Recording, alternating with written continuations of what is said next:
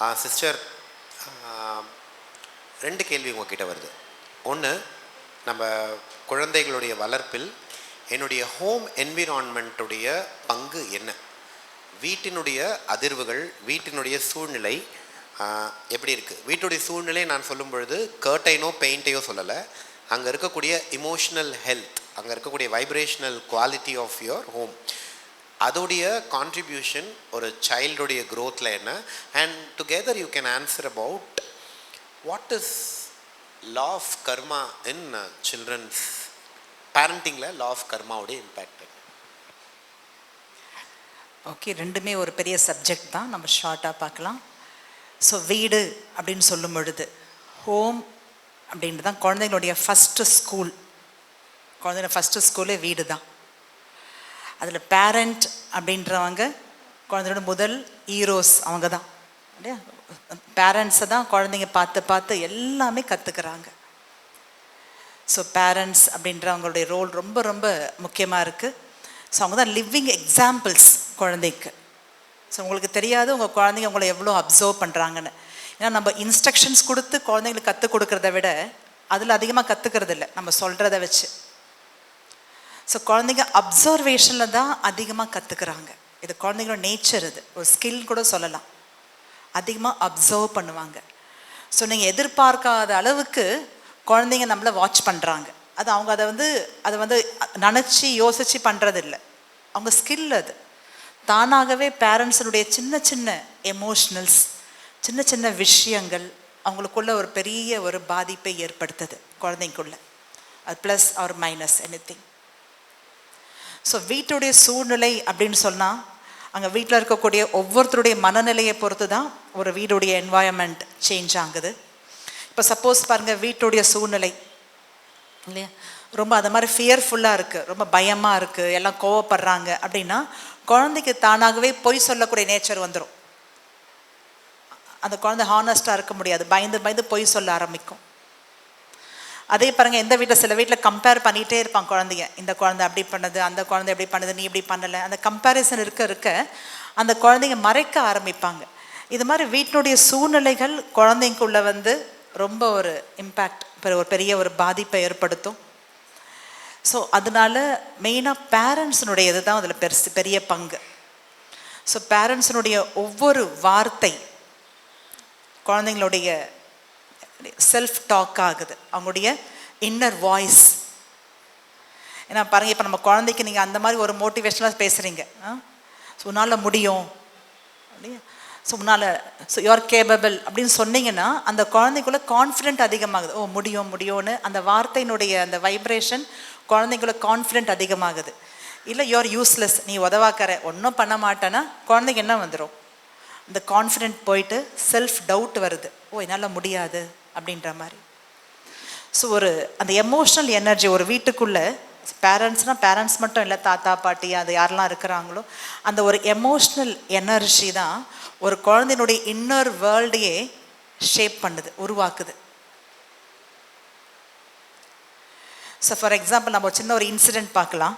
குழந்தைங்க, அதாவது பேரண்ட்ஸினுடைய ஒவ்வொரு விஷயம் எவ்வளோ பாதிக்குது. சின்ன இன்சிடெண்ட் நம்ம வீட்டில் கூட நம்மளுக்கெல்லாம் நடந்திருக்கோம். இது மாதிரி ஒரு குழந்தைய ஒரு அம்மா சொல்கிறாங்க, நீ கிளாஸ் ஆஃப் வாட்டர் கொண்டு வா, ஒரு தண்ணியில் ஒரு தண்ணி கொண்டு வான்னு சொல்கிறாங்க, கண்ணாடி டம்ளரில். அந்த குழந்தை தண்ணி கொண்டு வருது, கண்ணாடி டம்ளர் கையை ஸ்லிப் ஆகிட்டு கீழே வேண்டுது கிளாஸ். ஸோ கிளாஸ் உடஞ்சி போயிடுது.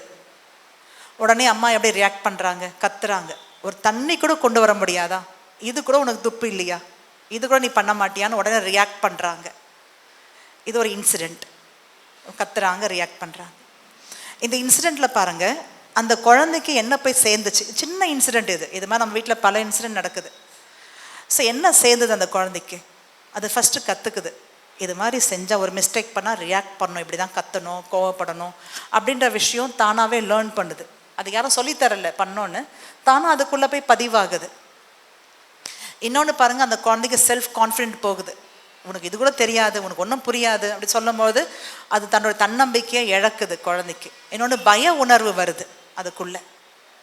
ஸோ அந்த மாதிரி பாருங்கள், நெகட்டிவ் எனர்ஜிலாம் அந்த குழந்தைக்கு எமோஷ்னலி அஃபெக்ட் ஆகுது. இதே இன்சிடெண்ட், அந்த குழந்தை தண்ணி கீழே கொட்டுது, கிளாஸ் உடையுது. அம்மா சொல்கிறாங்க, பரவாயில்ல இருக்கட்டும், தண்ணி தானே பரவாயில்ல. சரி வா நம்ம கிளாஸ் எடுக்கலாம், வா நீ பார்த்து நட, நீ காலை குத்திக்க போகிற, சார் பார்த்து எடு, சார் நீ முறம் கொண்டு வா, தொடப்பம் கொண்டு வான்னு அந்த குழந்தைய வச்சு அம்மா க்ளீன் பண்ண கற்றுக் கொடுக்குறாங்க. கிளாஸ் உடஞ்சா எப்படி தான் அதை ரிமூவ் பண்ணணும், ஃபஸ்ட்டு இந்த மாதிரி பெரிய பீஸ் எடுக்கணும், அப்புறம் அதை க்ளீன் பண்ணணும்னு கற்றுக் கொடுக்குறாங்க. இது ஒரு இன்சிடெண்ட். அதே இன்சிடெண்ட்டு தான். ஸோ அப்போ வந்து அம்மா வந்து அங்கே ரியாக்ட் பண்ணல, என்ன பண்ணாங்க, ரெஸ்பாண்ட் பண்ணாங்க. ஓகே, ஒரு வந்து கிளாஸ் உடஞ்சா என்ன பண்ணணும்னு. அப்போ குழந்தை என்ன கற்றுக்கிச்சாங்க, ஸோ இது மாதிரி ஒரு மிஸ்டேக் நடந்தால் எப்படி நம்ம மற்றவங்களை கேர் பண்ணணும், அந்த இடத்துல எப்படி மற்றவங்கள நம்ம வந்து அரவணைக்கணும், சப்போர்ட் பண்ணணும் கற்றுக்குச்சு. இன்னொன்று அம்மா சொல்கிறாங்க, நீ தண்ணி கொண்டு வா, திருப்பியும் தண்ணி கொண்டு வா, ஆனால் ஒரு பிளேட்டில் வச்சு கொண்டு வா, கற்றுக் கொடுக்குறாங்க. இப்போ குழந்தை கற்றுக்குது, ஓகே நம்ம தண்ணியை பிளேட்டில் வச்சு கொண்டு போனால் சேஃபாக இருக்கும். அது லேர்னிங் இல்லையா? அது கான்ஃபிடென்ட்டும் வருது, ஓகே என்னால் முடியும், ஃபர்தராக அந்த மிஸ்டேக் பண்ணாது அந்த குழந்தை மேக்ஸிமம். ஸோ ஒரு சின்ன சின்ன இன்சிடெண்ட்டு தான், ஆனால் அந்த குழந்தைக்குள்ளே நம்முடைய அந்த ரியாக்ஷன்ஸ் மூலமாக, ரெஸ்பாண்ட் மூலமாக நம்ம என்ன கற்றுக் கொடுக்குறோம். அது மாதிரி ஒரு நாளில் எவ்வளோ ஆக்ஷன்ஸ், ரியாக்ஷன்ஸ் அந்த குழந்தைக்குள்ளே பார்த்திங்கன்னா பல எனர்ஜியாக போய் சேருது இல்லையா? இப்போ பாருங்கள், சில பேர் சொல்லுவாங்க குழந்தை மேலே இருக்க ஓவர் அட்டாச்மெண்ட்டில், என் குழந்தை சாப்பிடவே மாட்டுது, சாப்பிட்றதில்ல, படிக்கிறதில்ல, பேச்சு கேட்குறதில்ல, இல்லைன்னு அம்மா சொல்லிகிட்டே இருப்பாங்க. ஸோ அதை வந்து அம்மா மட்டும் சொல்ல மாட்டாங்க, வீட்டில் இருக்க தாத்தா பாட்டியும் சொல்லுவாங்க, இந்த குழந்தை சாப்பிட்றதில்ல, பண்ணுறதில்ல, செய்கிறதில்ல. நெய்பர்ஸும் சொல்லுவாங்க. ஸோ குழந்தைய சுற்றி இருக்கவங்க எல்லாருமே என்ன சொல்லுவாங்க, இந்த குழந்தை சாப்பிட்றதில்ல, இந்த குழந்தை இல்லை. அந்த இல்லைன்ற எனர்ஜி என்ன எனர்ஜி? நெகட்டிவ் எனர்ஜி தானே அது. நம்ம சொல்கிறோமா இல்லையா, என் குழந்தை சரியாக சாப்பிட மாட்டான், என் குழந்தை பேச்சு கேட்க மாட்டான், சரியாக படிக்கிறதில்ல, இது பண்ணுறதில்ல, அது பண்ணுறதில்ல. ஸோ நம்மளை அறியாமலேயே நம்ம குழந்தைக்கு நம்ம என்ன எனர்ஜி கொடுத்துட்ருக்கோம். நம்ம இதை கேஷுவலாக சொல்லுவோம், நம்ம இதெல்லாம் யோசித்து பேசுறது இல்லை, கேஷுவலாக ரெகுலராக யூஸ் பண்ணுற வார்த்தை, இது பண்ணுறதில்ல, அது பண்ணுறதில்ல, இப்படி இல்லை, நீ அப்படி பண்ணுற, சதா கம்ப்ளைண்ட்ஸ். அப்போ அந்த குழந்தைக்கு அந்த ஒரு வார்த்தையினுடைய எனர்ஜி வைப்ரேஷனாக போய் சேருது. அதுவே அந்த குழந்தைக்கு வரமாக மாறுது. பொதுவாக உலகத்தில் வரம் வாங்கணும்னா ஏதோ சுவாமிஜியை பார்ப்பாங்க, ஒரு செயின்ட்டை பார்ப்பாங்க, மகாத்மா கிட்ட போய் வரம் வாங்கிட்டு வருவாங்க. பட் நம்ம ஃபஸ்ட்டு வரம், பிளெஸ்ஸிங்ஸ் எங்கேருந்து போகுது குழந்தைங்களுக்கு? அவங்க பேரண்ட்ஸ் கிட்ட இருந்து, அவங்க வீட்டுடைய சூழ்நிலையிலிருந்து தான் வரம் போகுது, ஃபேமிலி கிட்ட இருந்தால். ஸோ நம்ம ரெகுலராகவே பார்த்திங்கன்னா இந்த ஒரு ஹேபிட் கொண்டு வரணும். நம்ம ஃபஸ்ட்டே சொன்னோம் இல்லையா, உங்கள் குழந்தை நீங்கள் என்னவா ஆக நினைக்கிறீங்க, இப்போ ப்ரெசண்ட்டை விட்டுருங்க, அவங்க எப்படி வேணா இருக்கட்டும், என்ன ஆகணுமோ அந்த ஒரு விஷயத்துக்கு அவங்களுக்கு டெய்லி நீங்கள் உங்களோட தாட்ஸ் மூலமாக, வேர்ட்ஸ் மூலமாக பிளெஸ்ஸிங்ஸ் கொடுத்துட்டே இருங்க.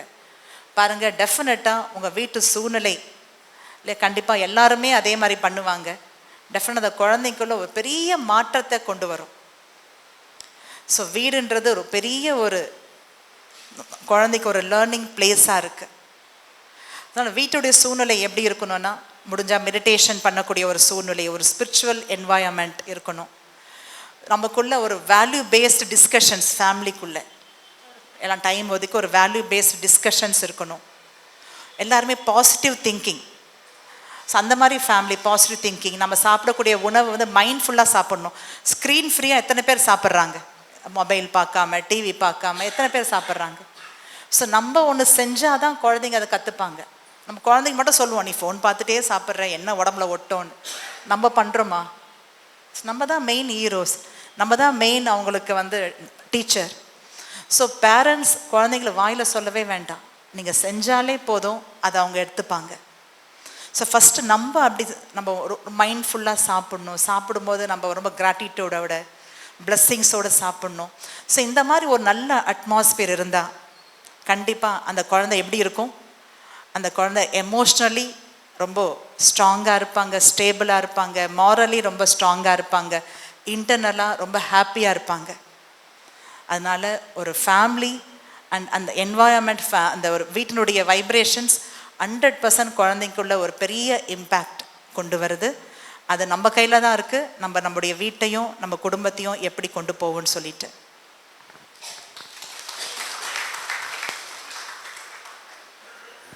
Thank you sister. I think like நம்ம லா ஆஃப் கர்மா பார்க் பண்ணலாம். அப்புறம் okay, if you can make law of karma ஒரு கேள்வி இருக்குது, குவிக்லி பண்ண முடியும்னா கிரேட். ஓகே, அதையும் சொல்லிடலாம். இது ஆக்சுவலி பெரிய சப்ஜெக்ட். நம்ம எல்லாருக்குமே தெரியும் கர்மாவுடைய ஃபிலாசபி என்ன சொல்லுவாங்க, முற்பகல் செய்வின் பிற்பகல் விளையும். என்ன விதைப்போமோ அதை தான் அறுவடை செய்வோம் இல்லையா? Every action is have an opposite equivalent reaction. இதை நம்ம காலங்காலமாக கேட்டுட்ருக்கோம் இல்லையா? ஆனால் இந்த வார்த்தை ஒவ்வொன்றும் சத்தியமானது, ரொம்ப சத்தியம். ஸோ கர்மான்றது நம்ம வாழ்க்கையில் ஒரு முக்கியமான ஃபிலாசபி. அதை புரிஞ்சிட்டோன்னா நம்ம லைஃப்பில் வந்து நம்ம கஷ்டப்பட வேண்டிய அவசியமே இல்லை, அவசியமே சுத்தமாக கிடையாது. ஸோ கர்மான்றது அவ்வளோ ஒரு முக்கியமான ஒரு சப்ஜெக்ட் கூட. ஸோ பார்க்குறோம், இப்போ ஒவ்வொரு குழந்தை, இப்போ ஒரு குழந்தை நம்மக்கிட்ட வந்திருக்கு அப்படின்னு சொன்னாலே ஒரு soul on long journey.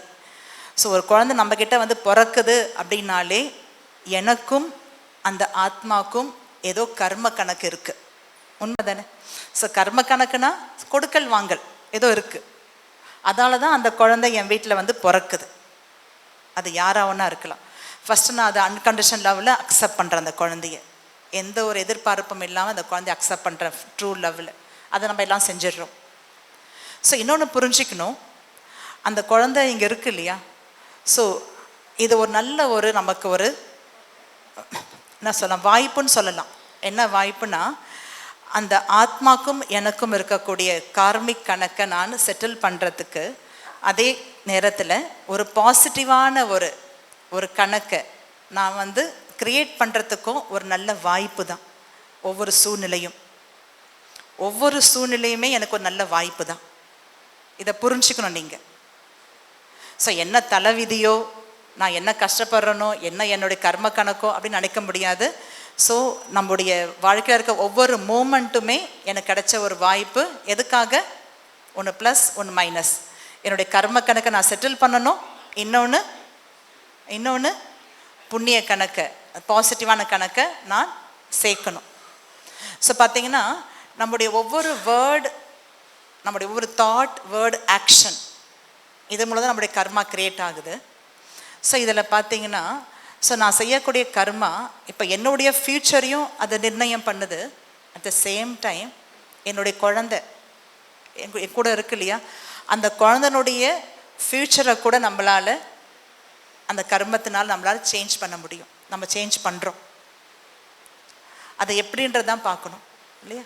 So நம்ம அந்த கர்ம கணக்கு, அந்த அக்கௌண்ட்டை செட்டில் பண்ணுறதுக்கு ஸ்பிரிச்சுவலில் ஒரு அழகான வார்த்தை இருக்குது.